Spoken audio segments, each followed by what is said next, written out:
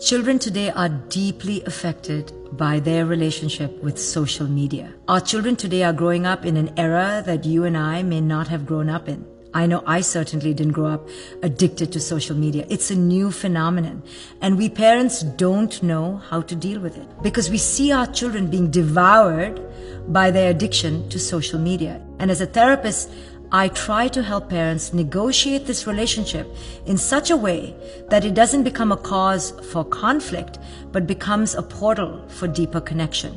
So the first thing I help parents understand is that children today are growing up on a diet of social media. So it is an inextricable part of their lives and of our lives. The first place to begin is to accept what is. To accept that this is here and it's in the now. So there's no point resisting it because our children will find a way to hide it from us. There's no point fighting it all the time because then it'll be a cause for power battles and for endless conflict. So the first thing is to accept that it's here. The second thing to enforce and understand is that there needs to be limits and boundaries. Limits and boundaries are healthy. They are the way we feel safe. Our children need limits and boundaries. I often say, though, that boundaries cannot be created in the spur of the moment. Boundaries need to be lived, need to be embodied. So I help parents discover what are their own boundaries with social media in their own lives. You see, parents always can be a bit hypocritical and say, well, I'm working on my phone and my kid is simply on Instagram. And when I do Instagram, it's for my work. And when they do Instagram, it's just for pleasure. Well, that's a hypocrisy. So first I point out the hypocrisy and I ask parents to dare to look at that in the face. Because if we don't own the hypocrisy, our children will never respect us. They will immediately understand that this is a double standard. And we don't want our children to ever feel that we're imposing on them something that we do not wish to impose on ourselves.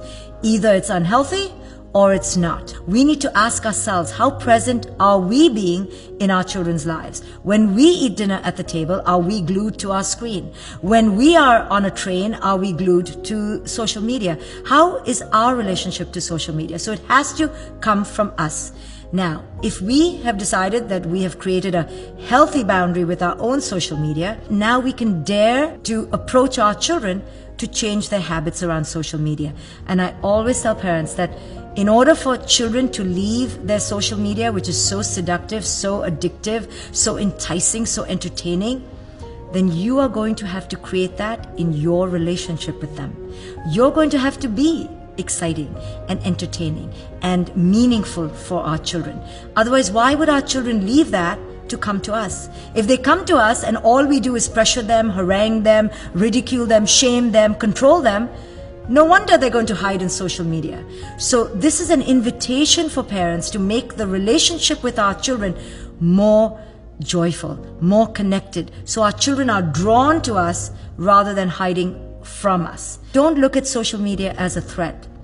Teach your children that there is a positive aspect to it. It's not just the enemy.